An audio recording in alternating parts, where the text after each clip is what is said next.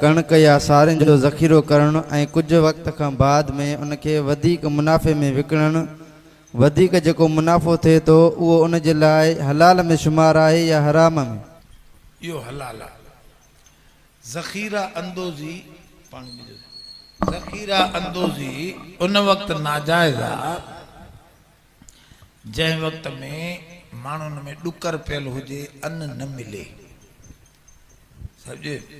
बाक़ी अन्न जाम पियो आहे बाज़ार में विकिरे जे लाइ, तूं रखियो त ॾिसां मतां वधे, पोइ जेकॾहिं उन में तोखे मुनाफ़ो मिली वियो त इहो हराम न आहे। ज़ख़ीरा अंदोज़ी उन वक्त में हराम आहे जंहिं वक्त में अन्न बाज़ार में कोन हुजे, नथो मिले, त पोइ तोखे ज़ख़ीरो न आहे रखणो, बाज़ार में आणणो आहे। बाक़ी हुए हरू भरू ज़ख़ीरा अंदोज़ी मना न आहे।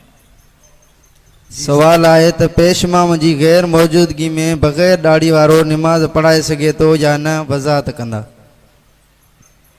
वज़ाहत तव्हां कयो त बग़ैर दाढ़ी वारो को बालग छोकिरो आहे छा? जेकॾहिं बालग छोकिरो आहे, दाढ़ी न आई अथसि त परवाह न आहे। बाक़ी जेकॾहिं इहा तुंहिंजे सुवाल में वज़ाहत आहे त दाढ़ी कूड़ींदो आहे या कतरींदो आहे त पोइ उन जे पोइ तो नमाज़ मकरूह आहे। बाक़ी रहियो इहो त पोयों बि अहिड़ा बीठा अथसि जहिड़ा रूह तहिड़ा, वाह वाह, नमाज़ थी वेंदी हर सूरत में। पर सवाब उन पेशमाम जे पोइ तो नमाज़ पढ़ण में आहे। हदीस में ईंदो आहे, मन सल्ला ख़ल्फ़ तक़ीयन कमन सल्ला ख़ल्फ़ नबीयन। जंहिं कंहिं मुतक़ी जे पोइ तो नमाज़ पढ़ी, ॼण नबी जे पोइ तो नमाज़ पढ़ी। सवाल है तो कुर्सी ते नमाज पढ़ने जो शरई हुकुम छा आहे? जेकॾहिं को मजबूरी में पढ़े तो उनके ज़मीन ते सिजदे करण जेतिरो सवाब मिले तो या न? पहिरियों त इहो सम्झो त कुर्सीअ ते नमाज इस्लाम जे सदर अव्वल में नथी मिले। माना नबी साईं जे दौर में, सहाबा जे दौर में कंहिं सहाबी कुर्सीअ ते वेही नमाज पढ़ी हुजे। हालांकि बीमारियूं माज़ूरियूं जंगनि में बाहूं हथ पेर ज़ख़्मी थियल कटियल भी हूंदा। ईअं कोन्हे त असां तव्हां बीमार थियूं था, उहे न थिया। ऐं नबी ईअं बि न आहे त उन दौर में कुर्सियूं न हुयूं। ख़ुदा हुज़ूर जे घर में भी हदीस जे किताबनि में आहे त हिकिड़ी कुर्सी हुई। नबी साईं पाण बीही नमाज न पढ़ाई, वेही नमाज पढ़ाई। आख़िरी वक्त में ॾाढी तकलीफ़ हुई त बि हेठि वेठा। त इस्लाम में कुर्सियूं कोन्हनि। सेनेगाग यहूदन जा सेनेगाग, ईसाइन जा चर्च, उन्हनि जे इबादत खाननि में कुर्सियूं आहिनि। असां वारा वरी अरबस्तान जे माण्हुनि खे ॾिसी आया त सभु को उते कुर्सीअ ते वेठो। त हिननि बि चयो असां बि वेहूं, जाइज़ आहे। हालांकि जीअं ॼट हिते हूंदा आहिनि तीअं मके शरीफ़ में बि ॼट अची कुर्सियुनि ते वेंदा आहिनि। कुझु आहे इहो को उनखे ॾिसी करे जवाज़ न आहे। असांजे लाइ शरीयत उहा आहे जेका हुज़ूर जे दौर वारी शरीयत आहे त जेतिरो थी सघे हेठि वेहिजे। हाँ, उलमा लिखियो जेकॾहिं बिल्कुलु नामुमकिन आहे, हेठि वेहे थो त ॿ ॼणा उथाइनि सां तॾहिं उथे, न त उथी नथो सघे। एॾी वीचारे खे तकलीफ़ आहे त पोइ इन माण्हूअ खे कुर्सीअ ते वेहण जी इजाज़त आहे। पोइ इहो इंतिहाई मजबूर आहे। बाक़ी जेतिरो थी सघे त फ़राइज़ त हेठि लही पढ़े, पोइ खणी सजदो न बि करे, हेठि वेहे त सही। छो त निमाज़ निवड़त खां वरितल आहे। निमा निमा खां वरितल निम। अदा चवंदा आहियूं कंहिंजे अॻियां निम, माना निवड़त कर। त निमाज़ निवड़त खां वरितल आहे त तूं नियाज़ कर, झुक। तूं जेकॾहिं सीटजी वेंदे त निमाज़ जे रूह खां ख़ाली आहे। इन जे करे उलमा लिखियो आहे त जेतिरो मुमकिन थी सघे हेठि वियो, पोइ भली सजदो न कयो, ॼंगूं खणी काबे ॾे हीअं डिघियूं कयो त बि जाइज़ आहे, मजबूर आहे। झोली पथारे वियो वेहो, सजदो हीअं थोरो झुकी करे कयो, बाक़ी का शइ खणी करे मुंहं ते रखण, हुज़ूर जन हिकिड़े जे अॻियां विहाणो पियो खणी लंब ॾिनो, फरमाया हे छाजे लाइ? जॾहिं बसि थोरो इशारे सां सजदो कर, थोरे इशारे सां रुकू कर। पर उन में बि हिकिड़ो फ़र्क़ु थींदो आहे, माण्हू रुकूअ जो बि इशारो ओतिरो कंदा आहिनि, सजदे जो बि इशारो, इहो नाजाइज़ निमाज़ थी नहीं। रुकूअ जो इशारो थोरो घटि, सजदे जो इशारो थोरो, तव्हांजो सजदे ऐं रुकूअ में थोरो फ़र्क़ु थिए, न त तूं सजदो त कयो ई कोन ऐं सजदो रुकन आहे, सजदो न थियो त निमाज़ ई न थी, सम्झे निमाज़ न थी, पोइ बाक़ी छा लाइ खामखा तकलीफ़ करे वेठो। त इहो मसइलो आहे। बाक़ी सवाब अहिड़े माज़ूर खे वेही निमाज़ पढ़ण में बि ओतिरो ई मिलंदो जेतिरो बीही निमाज़। छो? माज़ूरी अलाह जी तरफ़ां आयल आहे, या तकलीफ़ अलाह जी तरफ़ां आयल आहे, अलाह जी तरफ़ न आहे, माण्हू पाण त न कई आहे, उन लिखी छॾियो आहे त अजर इनखे पूरो ॾींदासीं, अञा वधीक मिलंदुसि, तकलीफ़ में बि मुंहिंजे दर ते अचे थो। इहो मजबूर आहे ॾाढो, नथो हेठि सफ़ा वेही सघे, वेहे थो त वरी उथी नथो सघे, ॿ चारि माण्हू जॾहिं वरी थान ॾाढो ॾुखियो मसइलो अथसि त पोइ भली कुर्सीअ ते वेहे। सवाल आहे त खसी जानवर जी कुर्बानी जाइज़ आहे या नाजाइज़ आहे? खसी ॿिनि क़िस्मनि जो आहे, हिकिड़ो आहे त ॼाए ॼम जो कुदरती हिकिड़ा निकिरंदा आहिनि, ॿकरियूं जेके खदड़ियूं हूंदियूं आहिनि, खसी हूंदी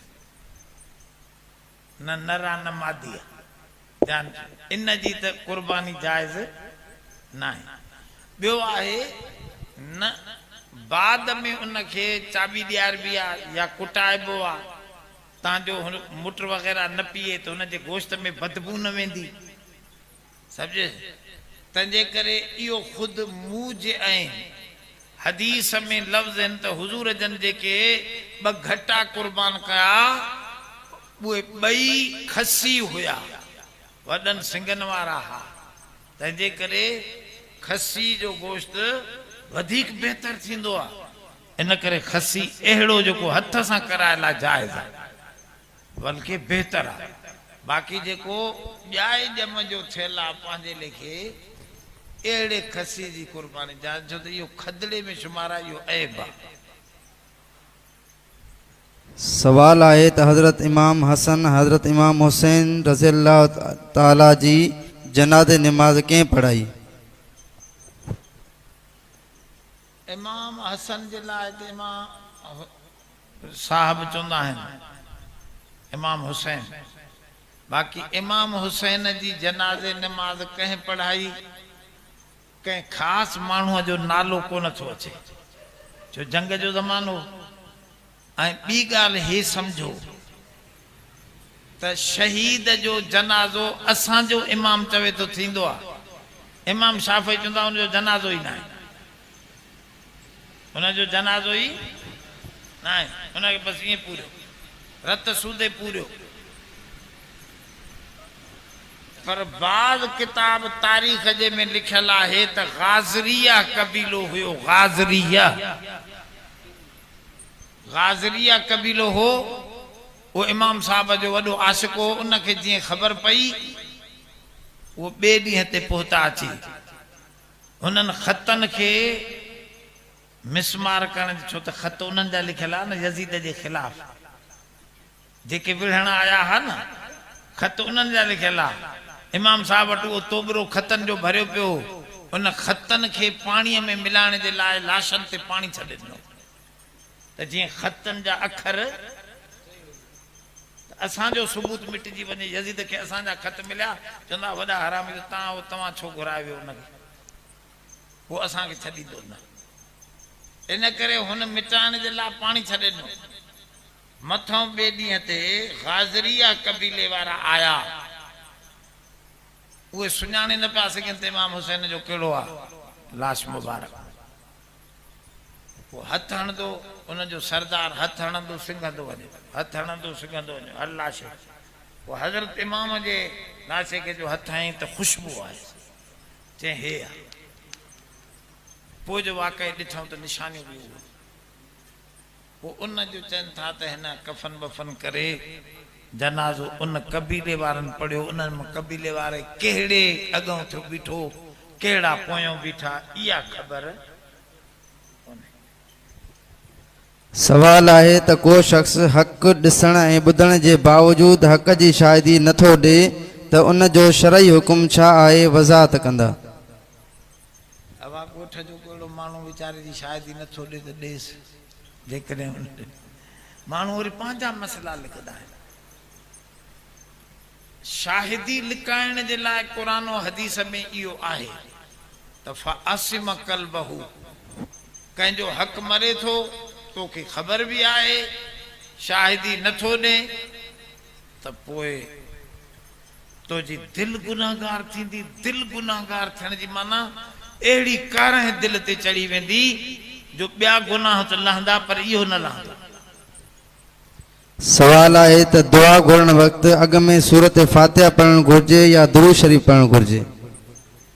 अॻ में फातिहा पढ़जे दरूद न पढ़जे काथे भी दरूद पहिरियों कोने काथे भी न नमाज में न कंहिं हज जे अहकामात में काथे भी दरूद जो हुकुम पहिरियों दुआ में ना है पहिरियों अल्लाह जी तारीफ़ कबी छो त आहे भी पहिरियों अल्लाह पोइ आहे रसूल साईं पोइ रसूल जे मथां दरूद पढ़ो। सवाल आहे त मस्जिद जे अंदरि प्लास्टिक जी टोपी पाए निमाज़ पढ़णु जाइज़ थींदी या न थींदी। प्लास्टिक जी टोपी असल मसलो समझो त पोइ समझ में ईंदी ॻाल्हि असल मसलो इहो आहे त हर उहो लिबास जेको कंहिं वॾे माण्हूअ जी कचहरीअ में तूं पाए न वेंदो आहे DC साहब डिप्टी साहब पंहिंजे वॾेरे ॾे पंहिंजे रईस ॾे अंगोछड़ो ॿधी मथे उघाड़ो या इहा टोपी प्लास्टिक जी रखी DC साहब सां मिलण वेंदे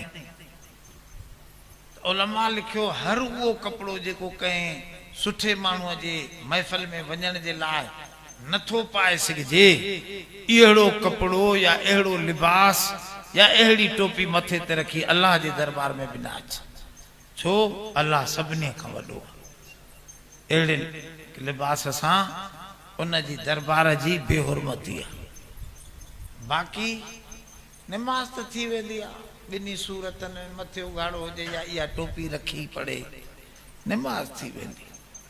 सवाल आहे त क़बर जे अंदरि जेकॾहिं सामी जे मथां टीर रखिया वञनि या सीमेंट जो ढक ॾिनो वञे त इन जो शरई हुकुम छा आहे उहे रखी सघजनि था या न।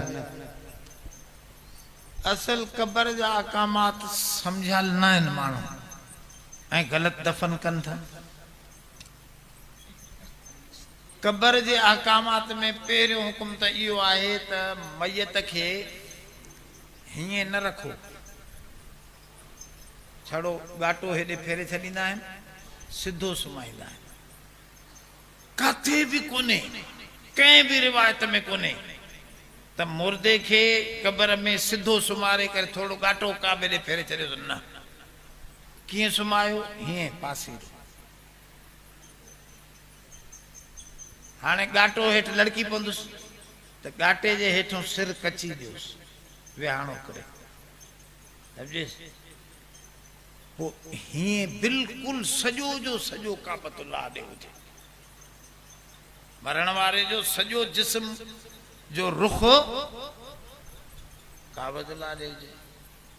ॿिए नंबर में अंदरि हर उहा शइ जंहिंसां बाहि तलबुस कयो आहे बाहि जंहिंखे छोहियो आहे मोमिन जे अंदरि अहिड़ी क़िस्म जी शइ न विझो पकी सिर आहे लो आहे बाहि में तपी ठही ईंदो आहे अहिड़ियूं शयूं अंदरि न विझो सिमट आहे यो बाहि जी चकिन में साड़े उन कढंदा आहिनि। अहिड़े क़िस्म जी शइ अंदरि न विझो, मोमिन खे बाहि खां परे रखो। कच्ची सिर विझो, काठी विझो। अच्छा, काठी कीअं विझंदा आहियो, इहो बि असां सिंधियुनि जो रवाज ग़लति आहे। असां काठियूं ॾक हीअं सिधा विझंदा आहियूं, पोइ या त वज़न सां उन माल खे भॼी पवंदियूं जो अॼु न भॻी त सुभाणे थोरी कमज़ोर थी, हीअं जो सिधी पवंदी त हाणे हिते जो ज़ोर पवंदुसि, विच ख़ाली अथसि, मैयत ते नेठि भॼंदी अंदरि किरंदी। इहो तरीक़ो ग़लति आहे। सुठा माण्हू उहे आहिनि जेके मस्जिदनि में अहिड़ी पिलाई जो हिकिड़ो तख़्तो थींदो आहे, पिलाई जो तख़्तो थींदो आहे, उहो तख़्तो हिकिड़ो ई हूंदो आहे।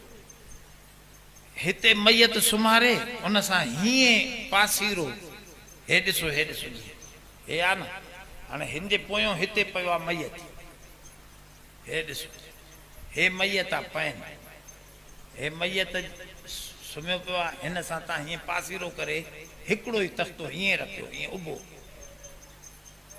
हिन जे हेठो अची वियो, न भित ठाहियो, न दीवार ठाहियो, न का ॿी शइ जी तकलीफ़, मैयत हिते रखी हीअं फटो रखो। न सम्झो, जो रखो नंढा नंढा फटा त पोइ हीअं गॾाईंदा, हीअं उभा करे रखो। हाणे इहो उभो फटो जेको आहे न, कॾहिं न भईदो, ॻरी ख़तम थी वेंदो परतो जी। हाणे इन जे मथां मिटी हेॾो पवंदी, हेॾो त मैयत पियो आहे, हे मैयत ढकिजी वियो न हितां, हे मैयत कलम, ॾिसो था हीअं, हे फटो हीअं पासीरो रखियल आहे, हाणे हिते विधी त मिटी भरींदा भरींदा, हे उभो थियो बीठो आहे, मथां ट्रैक्टर घुमनि बि हे हेठि न थी। सम्झे, असल तरीक़ो दफ़न जो इहो आहे, काठी विझणी, न तूं कचिन सिरनि सां हुकुम आहे त कचिन सिरनि सां पाटे छॾियो। अॻे असली हुज़ूर जन खे पसंदीदा क़बर जेका हुई उहा बगली क़बर आहे, उनखे लहद चइबो आहे। असां हे शक कयूं था, अरबीअ में हिनखे शक चइबो आहे। शक जी माना चीर, लहद जी माना छा आहे, अंदरि खोटे पोइ थोरो हेॾो ओलाहे पासे ॾों सामी हणबी, ओॾे वरी हीअं पासीरो करे मैयत खे बीहारे पोइतों वरी सिरां हणी छॾियो, कचियूं बंदि करे छॾियो, जान छुटी। त इहो तरीक़ो हुज़ूर खे पसंदीदा इहो तरीक़ो। पर असां जूं ज़मीनूं कचियूं आहिनि, सिंध जूं ज़मीनूं कचियूं आहिनि, मिंट में भिक ॾेई किरी पवंदियूं आहिनि, अंदरि खोटे न सघंदा आहियूं जो अंदरि मैयत सां। हुन सऊदी अरब जूं त पथरेली ज़मीनूं आहिनि, इन जे करे सख़्तु ज़मीनूं आहिनि, उते इहा सामी लॻंदी आहे सख़्तु ज़मीन में, असांजी कची ज़मीन में नथी लॻी सघे। किथे लॻे त नबी साईं खे पसंदीदा सामी आहे, सम्झे। ऐं उन में बि पकियूं सिरां न हणो, जो हरू भरू नथी मिले कची त पकियुनि खे पोइ वरी ॿोड़े मिटीअ में ढके छॾियोसि, त उन जे अंदरि अंदरि वरी बि गारो कचो रहे, अंदरि सिर जी उहा शिकायत, उहा माना बाहि वारी सड़ियल शइ न वञे। इहो मसइलो बसि। सवाल आहे त मुड़ुस जा घरवारी जा तमामु हुकूक अदा करण जे बावजूदि जेकॾहिं घरवारी मुड़ुस जी इताअत ऐं फर्मा बरदारी नथी करे, छा उनखे शरई तरह सां तलाक ॾेई सघिजे थी या न? तलाक त उहा ख़िदमत करे ई बि ॾेई सघे थो। तलाक त तुंहिंजो हक़ आहे, तोखे वणे त रख। क़ुर शरीफ़ में आहे, तोखे नथी वणे त उनखे छॾे ॾे, उनजा हक़ूक़ तूं अदा करे नथो सघे त उनखे टंगे न रख घर में, जो उनखे ख़र्चो पाणी बि पूरो न ॾे, वणे बि नथी तोखे, पोइ बि हरू भरू उनखे ईज़ाइण लाइ तूं टंगियूं वेठो न ठ। बाक़ी हदी क़ुर शरीफ़ में इहो हुकुम आहे त के शयूं घरवारी जूं तोखे नथियूं वणनि, के शयूं तोखे वणनि थियूं, त वणण वारनि शयुनि खे ॾिसी करे न वणण वारनि खे बर्दाश्त कंदे तुंहिंजो अजर वधंदो, तलाक न ॾे। बाक़ी जेकॾहिं सफ़ा तुंहिंजी दिलि नथी घुरे, हरू भरू तूं टंगियूं वेठो आहीं, त पोइ तलाक जी तोखे हक़ आहे बाबा, तलाक तो ॾेई सघे थी। सवाल आहे त हज़रत अली रज़ी अल्लाह ताला अन्हु जो जनाज़ो कंहिं पढ़ायो? इमाम हसन।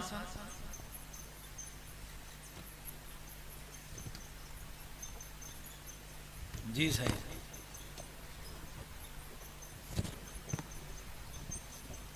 सवाल आहे त मर्द खे हथनि पेरनि ते मेहंदी हणणु जाइज़ आहे या न?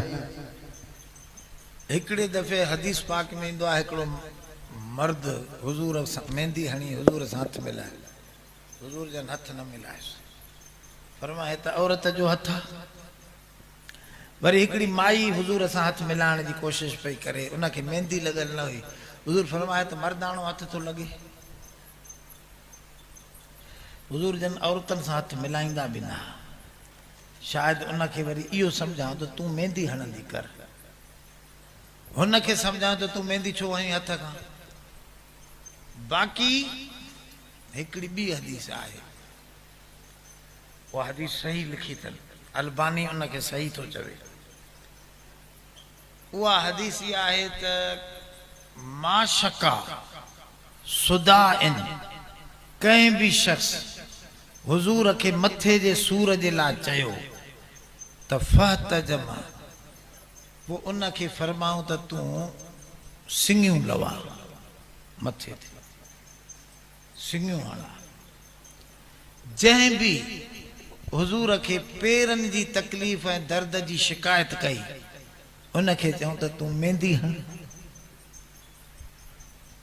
पेरनि जी शिकायत वारे खे मेहंदी पेरनि ते हणण जी इजाज़त ॾिनऊं जंहिंखे तकलीफ़ हुजे। बाक़ी ईअं हरू भरू मेहंदी हणण औरतनि जो कमु आहे, मर्दनि जो न आहे। सवाल आहे त नबी करीम सल्लल्लाहु अलैहि वसल्लम फरमायो आहे त मूंखां बाद को बि नबी थिए हा त हज़रत उमर रज़ी अल्लाह ताला अन्हु थिए हा। हुजूर सल्लल्लाहु अलैहि वसल्लम खां बाद में हालांकि खुलफ़ाए राशिदीन मां अवल हक़ हज़रत अबू बकर जन जो हुयो, उन्हनि जे लाइ छो न फरमायो? इहे ख़ासि फज़ीलतूं आहिनि, हिकिड़ियूं आहिनि इज्तमाही फज़ीलतूं, ॿियूं आहिनि इनफरादी फज़ीलतूं। हाणे ॾिसो, सॼे क़ुर में तव्हांखे नबी साईं जे लाइ सैयद जो लफ़्ज़ न मिलंदो, हुजूर जे लाइ सैयद जो लफ़्ज़ तव्हां ॾेखारियो सॼे क़ुर में, अलाह सां किथे बि साईं जन खे सैयद जे लफ़्ज़ सां न सॾियो, पर यहया अलैहिस्सलाम खे सॾियो अथसि सैयदं व हसूरं व नबिया। असां उनखे सैयद बनायो, सरदार बनायो, सम्झे? इहा उनजी ख़ासि ख़ुसूसियत आहे त के सहाबा में ख़ासि ख़ुसूसियतूं हुयूं, उन जे करे उनजे खे ज़ाहिर करण जे लाइ कॾहिं को अहिड़ो लफ़्ज़ चयो वियो। बाक़ी हज़रत अबू बकर साईं में वरी इज्तमाही घणियूं ख़ुसूसियतूं हुयूं ॿियूं। हुजूर जन फरमायो, मां ऐं अबू बकर हीअं भॻासीं अज़ल में, मां छड़ो हिकिड़ो क़दम अॻिते निकिरी वियो, जो मां नबी तुझे सिद्दीक़ थी वियो, जो थोरो अॻे थिए त हे नबी थी वञे, पर अज़ल में मां थोरो हिकिड़ो क़दम अॻ में मूंखे रब साईं रखियो, इन जे करे नबूअत मूंखे मिली, मूंखां ॿियो नंबर हिन खे विहारियो। इहा फज़ीलत ॿिए खे मिलियल ई कोन्हे, हुनखे त मुतलक नबूअत जी, हिन खे त हुजूर पंहिंजी नबूअत सां गॾाए छॾियो। इन करे इहो मसइलो ईअं आहे। सवाल आहे त यज़ीद ते लानत करणु सही आहे या ग़लति आहे? असां को छो थो पुछे, जेतिरी वणे पढ़ पियो तूं ॼाण उहो ॼाणे। हाँ सही। बाक़ी रहियो इहो मसइलो त यज़ीद ते लानत, नबी साईं खे जेको ईज़ा पहुचाए उन जे लाइ क़ुर में लानत लिखियलु आहे, योज़ून अल्लाह लानहुमुल्लाहु फिद दुनिया व फिल वल आखिरा, फिद दुनिया वल आखिरा। अल्लाह ताला फरमाओ जेको अल्लाह अल्लाह जे रसूल खे ईज़ा थो पहुचाए उन ते दुनिया आख़िरत में लानत आहे। हाणे मुंहिंजे ॾोहिटे खे को ईज़ा पहुचाए त मूंखे तकलीफ़ थींदी न, त इहो ईज़ा मुंहिंजो थियो, नबीअ जो ईज़ा। बाक़ी असांजे उलमा लिखियो आहे त यज़ीद लानत जो हक़दार हुयो, पर तू जो लानत जी तस्बीह पढ़ दे तो इमाम हुसैन के फायदो छा थींदो? अबा तू यजीद ते लानत पढ़ी 100 दफा को बख्शे सघदे तो जेका मां 100 दफा साईं यजीद ते लानत पढ़ी आहे इन जो सवाब मां अल्लाह साईं इमाम हुसैन के बख्शो मिलदुस। लानत पढ़ने में सवाब त कोन्हे, वध में तू पंहिंजी नफ़रत जो इज़हार कयो। बाक़ी असल आहे इमाम हुसैन के सवाब पहुंचाइण, दर्जात पहुंचाइण, ऐं अल्लाह वटि समझो को दर्जो बंद कोन्हे जो अल्लाह जा खजाना खाली थी विया। जेको दर्जो हुयो इमाम हुसैन के उहो ॾिनई, हाणे मथे नथो ॾेई सघे। न, अल्लाह जा कलिमात खुटण जहिड़ा ई न आहिनि। ला यनफदु कलिमात, उन जा कलिमात खुटंदा ई कोन। इन सूरत काफ जे आख़िर में भी हिकिड़ी आयत थी, नफ़िदल बहरु क़ब्ल अन तनफद कलिमातु रब्बी। त अल्लाह वटि दर्जा तमामु घणा आहिनि। जंहिं जाइ ते इमाम हुसैन बीठो आहे उनखे तूं अञा नफ़ो पहुचाए सघे थो। कीअं? पढ़ अल्लाहुम्मा सल्ली अला मुहम्मद व अला, ज़ोर सां, आल मोहम्मद, माना अल्लाह नबी ते भी रहम कर, आल मोहम्मद ते भी दरूद सां मोकिलियूं था त दरूद सां उन्हनि जा दर्जा अञा मथे चढ़ंदा। फ़ाइदो इन में आहे न, तंहिंजे करे यज़ीद ते लानत पढ़े त भली पढ़, पर फ़ाइदो कोन्हे हिन में। फ़ाइदो तोखे ॾियणो आहे इमाम हुसैन खे त नबीअ ते ऐं आल ते। सवाल आहे त मस्जिद जे अंदर कुर्सी ते वेही करे क़ुरान शरीफ़ जी तिलावत करणु जाइज़ आहे या नाजाइज़ आहे? हाँ, अदब सां वेही तिलावत क़ुरान शरीफ़ में खुद हुकुम आहे। अल्लज़ीन यज़कुरून अल्लाह क़ियामन व क़ुऊदन व अला जुनूबिहिम, उहे माण्हू आहिनि जेके मुंहिंजो ज़िक्र कनि था वेही करे भी, बीही करे भी, सुम्ही करे भी। सुम्ही भी क़ुरान पढ़ भली पढ़, वेही पढ़े भली पढ़, पर अदब सां वेहण, सोने नमूने सां वेहण इहो वधीक बहितर आहे। क़ुरान सवाल आहे त पीउ माउ जे मथां औलाद जे बारे में पसंद जी शादी करणु औलाद जो हक़ आहे या न? छोकिरी चवे थी, छोकिरो चवे थो। छोकिरो चयो। भली पीउ माउ अदा पसंद जी शादी त शादी तोखे छोकिरे खे चऊं था त पीउ माउ जे चवण में बरकत आहे। तूं पंहिंजी पसंद जी शादी कंदे सुभाणे कावड़े वेठो हूंदे, पीउ माउ बि मुंहं में भूजा हणंदई त चंद्रा तोखे चयोसीं हेॾे पढ़ न पढ़णे ॾिठी न, हाणे घड़ी घड़ी पिया मेहणा हणंदई। उन खां सुठो आहे त अॿे अम्मा जे चवण में बरकत सम्झी उन ते हले। पर जेकॾहिं तुंहिंजी हरूभरू शौक़ु आहे त अॿे अम्मा खे मञाए वटि पेरनि ते हथ रखी। अबो अम्मा एॾा ज़िदी न हूंदा आहिनि, उहे चवंदा आहिनि हाणे बचे खे ज़िंदगी हलाइणी आहे। पोइ उन्हनि खे परचाए करे राज़ी करे पोइ पंहिंजे कम खे पूरो कर त बरकत थींदई। सवाल आहे त जेकॾहिं को माण्हू पाणी इस्तेमालु नथो करे सघे त गुस्ल वाजिब कीअं लाहे? बसि अञा ख़बर न पई, 50 दफ़ो चई ॿुधो आहे त बि ख़बर हिनखे न पई। हमरा चए पियो दरिया में टुबियूं ॾींदो आहे 10-15, पोइ बि चवंदो आहे चमड़ी आली नथी। पोइ साईं निमाज़ कीअं पढ़ां, गुस्ल लहंदो न लहंदो? त मौली साहब चुस्तो ते निमाज़ आहे कोन, चरियनि ते निमाज़ थींदी आहे छा? सियाणनि ते निमाज़ थींदी आहे। सोच टुबियूं हणे छो बि अबा तयम्मुम करे,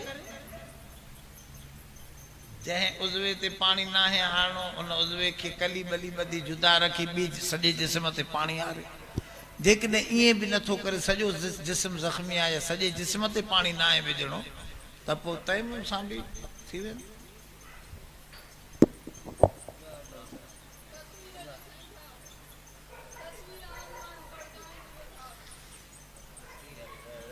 हाणे वरी ॾिस, हाँ अबा लिखी मोकिलिबो आहे न, तूं उथंदे वरी ॿियो उथंदो, वरी टियों उथंदो, पोइ मां हाणे कहिड़नि जी ॿुधां ज़बान?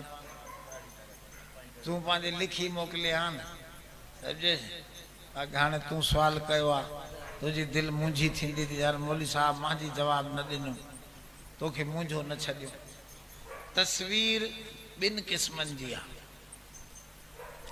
हिकिड़ी डिजिटल तस्वीर आहे समझदो आहे छा खे चइबो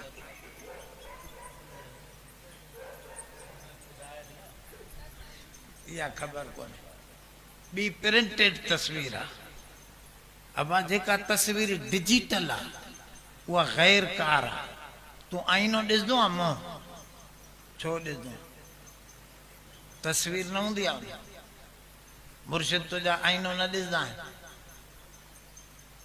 ॾिसंदा आहिनि हाणे पाणी में मुंहुं नज़रंदो आहे उहा तस्वीर न आहे उहा बि तस्वीर आहे पर उहा तस्वीर आईने ते ॼमी नथी बीहे तूं हटंदे त हटी वेंदी साम्हूं ईंदे त अची वेंदी वरी हटी वेंदे जेका तुंहिंजी मोबाइल ते तस्वीर अचे थी इहा इन ते बीहे नथी